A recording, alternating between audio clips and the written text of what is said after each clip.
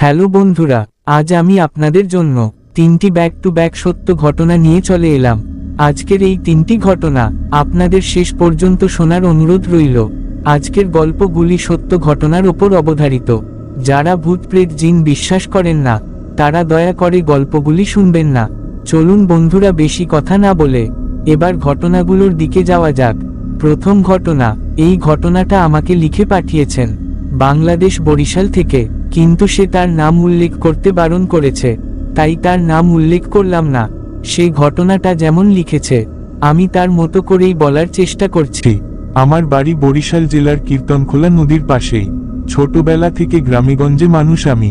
ভূতের ভয় নেই বললেই চলে আমার। গ্রামের অনেকের মুখে শুনেছি সন্ধ্যার পর কীর্তনখোলার পাশ দিয়ে হেঁটে গেলে নাকি অশরীরীর দেখা পাওয়া যায়।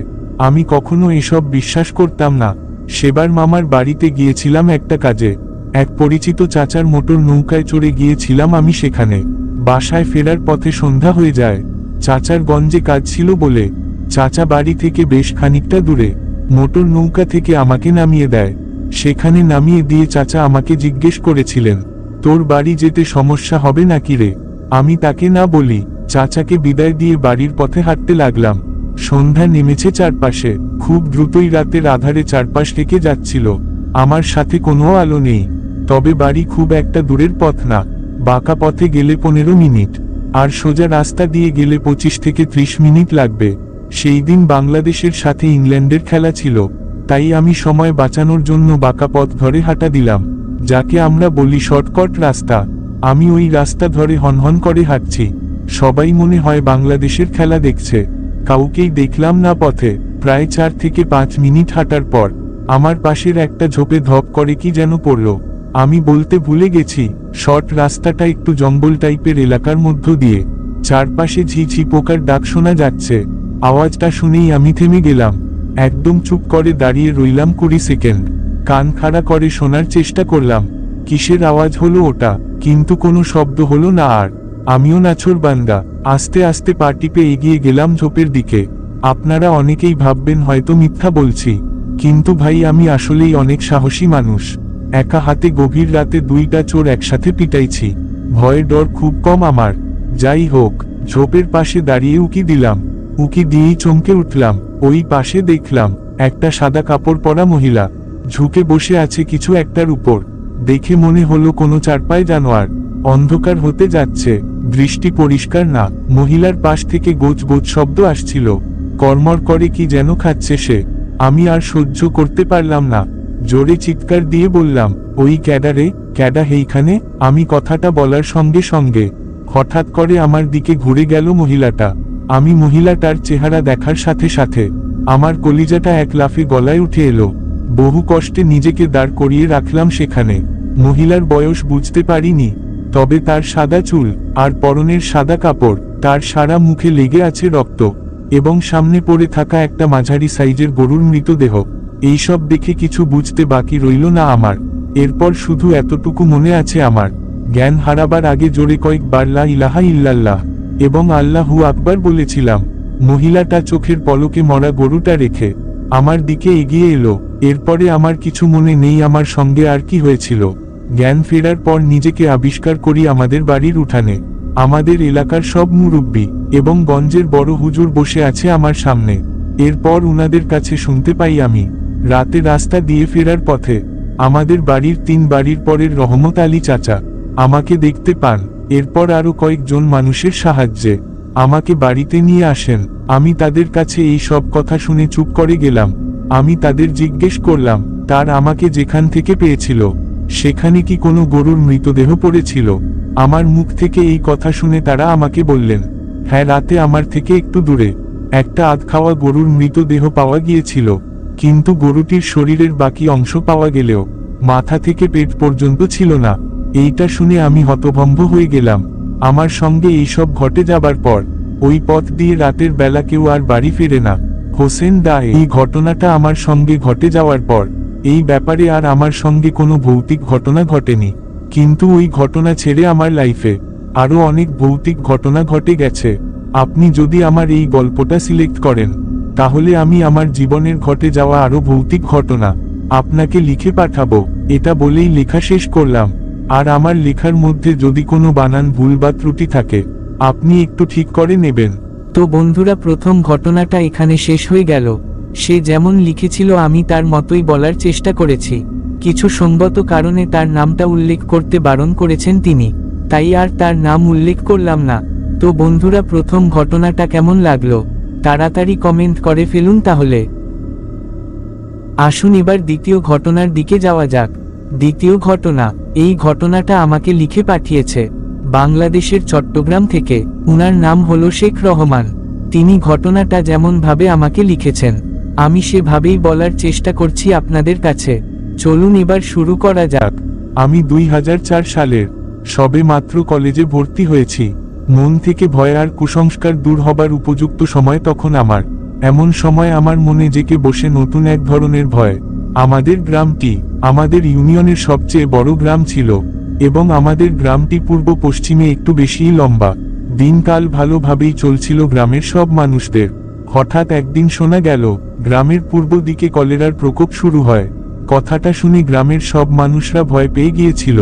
আমাদের গ্রামে বিগত 25 বছর কলেরা ছিল না, কিন্তু 7 দিনের ভিতরে পূর্ব পাশের 5 জন মারা যায়। আমাদের গ্রামের সমিতির মেম্বাররা সবাই অনেক সতর্কমূলক ব্যবস্থা নেবার পরও পূর্ব পাশের প্রতিটি বাড়ির কেউ না কেউ আক্রান্ত হতে থাকে। তারপর রোগটি ধীরে ধীরে পশ্চিম পাড়ার দিকে আসতে শুরু করে। আমি এখানে বলে রাখি আমাদের বাড়ি ছিল পশ্চিম পাড়াতে। এরপর রোগটি পশ্চিম পাড়াতেও বাড়তে থাকে। তাই আমাদের পশ্চিম পাড়ার মাতব্বরেরা মিলে সিদ্ধান্ত নিল যে কবিরাজ এনে হ্রাস দেবার ব্যবস্থা করতে হবে। তাই যথারীতি কবিরাজ আনা হলো, কিন্তু কিছুতেই কিছু কাজ হচ্ছে না। আমাদের গ্রামের এক পুরাতন কবিরাজ থাকত, তিনি আবার অনেকদিন ফরিদপুর চলে গিয়েছিল। তাই গ্রামের মাতব্বরেরা তাকে ফরিদপুর থেকে নিয়ে আসার সিদ্ধান্ত নিল। সেই পুরাতন কবিরাজ গ্রামে আসার পর তিনি সেদিন থেকেই গ্রামে ঘোষণা করে দিল যে রাত 11টার পর যেন কেউ বাড়ির বাহিরে বের না হয়। তাই রাত 10টার দিকেই পাড়ার প্রতিটা মসজিদের মাইকে ঘোষণা করে দেওয়া হতো যে সবাই যেন ঘরের বাইরে না বেরোয়।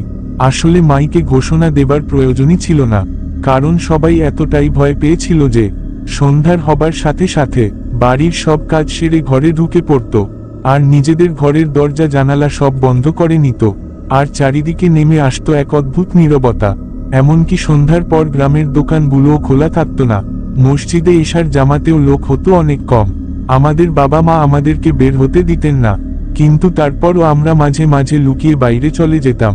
আমরা বাইরে গিয়ে দেখতাম কবিরাজ আর তার সাঙ্গপাঙ্গ সহ মশাল জ্বালিয়ে ধূপের ধোঁয়া উড়িয়ে পাড়ার এমাথা ও মাথা দৌড়াদৌড়ি করতেন আর এক অপার্থিব সুরে অদ্ভুত সব মন্ত্র উচ্চারণ করে যেতেন। তখন আমাদের পাড়ার পরিবেশটা এতটাই অদ্ভুত আর ভয়াবহ হয়ে যেত যেটা ভাবলে এখনো ভয় লাগে আমাদের। কবিরাজ একদিন এক মহল্লা বন্ধ করতেন যাতে ওই পাড়ায় কলেরা বা ওলাবিবি না ঢুকতে পারে। এভাবে পাড়ার প্রায় সবগুলা মহল্লা বন্ধ করা হলো। এরই মাঝে এক রাতে আমার মা শুনতে পান কে যেন আমাদের বাড়ির গেটের ওপাশে রাস্তায় দাঁড়িয়ে করে কেঁদে চলেছে। তখন মা ভাবল কোনো মহিলা হয়তো সমস্যায় পড়ে কাঁদছে। এখানে আমি একটা কথা আপনাদের বলে রাখি, আমার মা একটু পর উপকার করতে ভালোবাসতেন। তাই আমার মা তখন পর উপকারের নেশায় কবিরাজের লাশের কথা ভুলে যায়। তখন আমার মা আমাকে নিয়ে ঘর থেকে বাইরে বেরিয়ে পড়ে। মা আর আমি ঘর থেকে বের হয়ে যতই গেটের দিকে যাচ্ছিলাম ততই একটা পচা গন্ধ আমাদের নাকে আসছিল। গন্ধটা ছিল অনেকটা মলের গন্ধের মতো আর কিছুটা মাংস পচা গন্ধের মতো। এরপর মা আর আমি যখন গেটের পাশে দাঁড়ায় তখন আমরা গেটের ফাঁক দিয়ে দেখি যে রাস্তার ওপাশে ইলেকট্রিক পোলের সাথে হেলান দিয়ে একটি বিশাল আকারের মহিলা দাঁড়িয়ে আছে, যার উচ্চতা প্রায় 7 ফুটের মতো। মহিলার ভয়ঙ্কর চেহারা দেখে মা কিছুটা পিছিয়ে আসেন। মহিলাটি ইনিয়ে বিনিয়ে কেঁদেই চলেছে এক লাগারে। হঠাৎ করে সে আমাদের দিকে তাকিয়ে বলল, তোরা আমাকে থাকতে দিলি না, এই গ্রামটা আমার ভালো লেগেছিল, এই গ্রাম থেকে আমার আরো লাশ দরকার ছিল, আমি আজই এই গ্রাম ছেড়ে চলে যাব। হঠাৎ করে তখন আমার মার লাশের কথা মনে পড়ে যায়, তাই তিনি আমাকে নিয়ে প্রচণ্ড ভয় পেয়ে ঘরে চলে আসেন। এরপরে ঘটনাটা তখনও শেষ হয় না। পরের দিনের সকালে মা আমাকে নিয়ে গ্রামের সমিতিতে যায়। তিনি সমিতিতে গিয়ে গ্রামের সমিতির প্রধানকে সব ঘটনাগুলো জানান। তিনি আমার মার কাছ থেকে সব ঘটনা শুনে আমার মাকেও তিনি একটি ঘটনা শোনাই। তিনি বলেন একজন নৌকায় কাজ করেন, উনি নাকি বলেছে কালকে রাতে একটা ভয়ের ব্যাপার ঘটেছিল তাদের সঙ্গে। তখন আমার মা তাকে জিজ্ঞাসা করলো কি ঘটনা। তারপর থেকে আসার সময় 2 গ্রাম আগেই তাদের নৌকার তেল ফুরিয়ে যায়, তাই 13 জন লেভারের 9 জনই পাশের গ্রামে নেমে যায়। তিনি যেহেতু নৌকার মালিক, তাই তিনি সহ আরো 3 জন মিলে লগি মেরে মেরে নৌকাটা বাড়ির দিকে নিয়ে আসছিলেন। এমন সময় তারা দেখেন কে যেন গ্রামের শেষ মাথায় নদীর পাড়ে বসে আছে। তারা লক্ষ্য করে সে যেন তাদেরকেই ডাকছে। তারা ভাবল কোনো মহিলা হয়তো বিপদে পড়েছে, তাই সাহায্য করার জন্য তাদের নৌকা পাড়ে ভিড়ান। এমন সময় তাদের নাকেও পচা গন্ধটা লাগে। তারা মনে করে পাশেই কোনো মরা জীবজন্তু নদীতে ভেসে এসেছে, এটা তারই গন্ধ। তাই তারা গন্ধটাকে তেমন পাত্তা দিল না। মহিলাটা বলল যে তারা যদি তাকে নদীর ওপারে দিয়ে আসে তবে ভালো হয়। তারা মহিলাকে নৌকায় উঠতে বলে। নৌকা যখন মাঝ নদীতে তখন দুর্গন্ধটা প্রকট আকার ধারণ করে। তারা বুঝতে পারে গন্ধটা মহিলার গা থেকে আসছে। তারপর তারা যখন মহিলার দিকে তাকাতে যায়, তখন মহিলা বলে কেউ আমার দিকে তাকাবি না, তাকালে তোদের অনেক ক্ষতি করে দেব। তাই ভয়ে ভয়ে তারা মাথা নিচু করে ফেলে। এরপর তারা নদীর ওপারে পৌঁছে যায়। ওপারে নামিয়ে দেবার পর মহিলা তাদেরকে বলে, তোরা আমার উপকার করেছিস তাই তোদের কোনো ক্ষতি করলাম না। তাদেরকে এটা বলেই মহিলাটা হাঁটতে হাঁটতে অদৃশ্য হয়ে যায়। এরপর হতে গ্রামের কেউ আর কলেরায় আক্রান্ত হয়নি।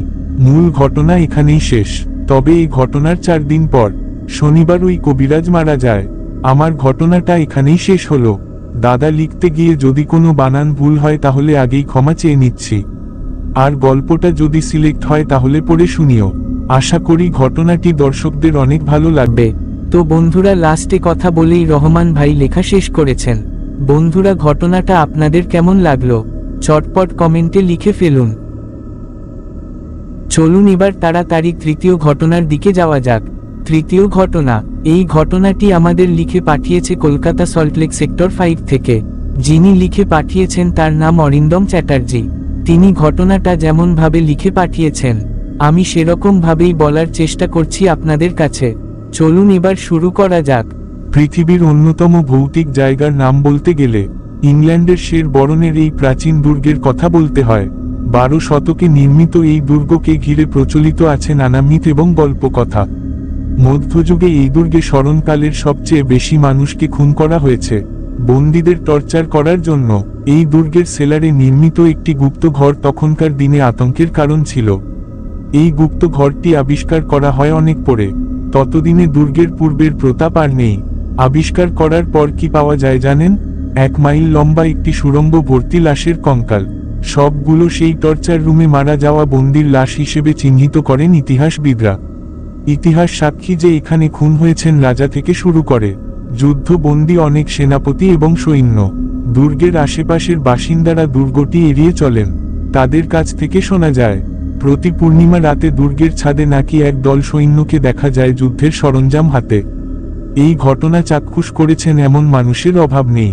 এছাড়াও দুর্গের নিরাপত্তা কর্মীরা জানান দুর্গ থেকে গভীর রাতে ভেসে আসে অসহায় নিপীড়িত মানুষের চিৎকার এবং কান্নার শব্দ। অনুমতি না থাকায় রাতে দুর্গের ভেতর ঢোকা নিষেধ। তবে অনেক নিরাপত্তা কর্মী এই দুর্গে কাজ করা অবস্থায় মানসিক ভারসাম্য হারিয়েছেন। তাদের মাঝে কেউ কেউ আত্মহত্যা করেছেন।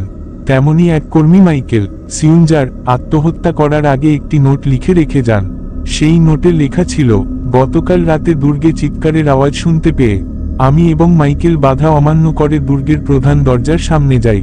দরজা রাতে বন্ধ করে দেয়া হলেও সেখানে আমরা দেখতে পাই দরজাটি পুরোপুরি খোলা আছে। আমাদের চোখের সামনে পড়েছিল অগণিত লাশ। প্রত্যেকটির বিবস্ত্র অবস্থা, কোনোটার মাথা নেই, আবার কোনোটার সারা শরীর জায়গায় জায়গায় বিচ্ছিন্ন। বাচ্চা থেকে শুরু করে বুড়ো মানুষের লাশ দেখতে পাই আমরা। হঠাৎ আমাদের চোখের সামনে কিছু লাশ উঠে দাঁড়ায় এবং চিৎকার করে টলতে টলতে আমাদের দিকে এগিয়ে আসে। তাদের একটা শব্দই আমরা বুঝতে পারি, তা হলো, আমাদের মুক্তি দাও, আমাদের মুক্তি দাও। আমরা সেখান থেকে দ্রুত চলে আসি। মাইকেল নিরাপত্তা দরজার সামনে এসে হাঁটু গেড়ে বমি করতে করতে জ্ঞান হারায়। সকালে কোনোমতে আমরা নিজের বাড়িতে আসি। এই ঘটনার পর থেকে আমি মানসিক অশান্তির মধ্য দিয়ে যাচ্ছি। আমার চারপাশে মৃত মানুষের অস্তিত্ব উপলব্ধি করে চলেছি। আমার কানে তারা ফিসফিস করে আজও যেন বলে চলেছে, আমাদের মুক্তি দাও, আমাদের মুক্তি দাও। এই ঘটনাটা পাওয়া আইনেল সিউঞ্জার এর লাশের পাশে পড়ে থাকা ডায়েরি থেকে। সিউঞ্জার নিজের হাতের রগ কেটে ফেলে আত্মহত্যা করে। এবং মৃত্যুর আগে সারা ঘরে নিজের রক্ত দিয়ে বিচিত্র সব নকশা এঁকে দিয়ে যায়। সেই নকশাগুলো বেশিরভাগই টর্চার রুমে আঁকা নকশা এবং তার যন্ত্রপাতির মতো। বন্ধুরা, তৃতীয় ঘটনাটা এখানেই শেষ হলো। বন্ধুরা, আজকের ঘটনাগুলো আপনাদের কাছে কেমন লাগলো দয়া করে কমেন্টে জানাতে ভুলবেন না। আর আমার ভিডিও যদি আপনাদের ভালো লাগে তাহলে ভিডিওতে একটি লাইক ও চ্যানেলটিকে সাবস্ক্রাইব করে নেবেন। তো বন্ধুরা, আজকের মতো এতটাই। আবারও দেখা হবে নতুন কোনো ঘটনা ও টপিক নিয়ে। বিদায় বন্ধুরা।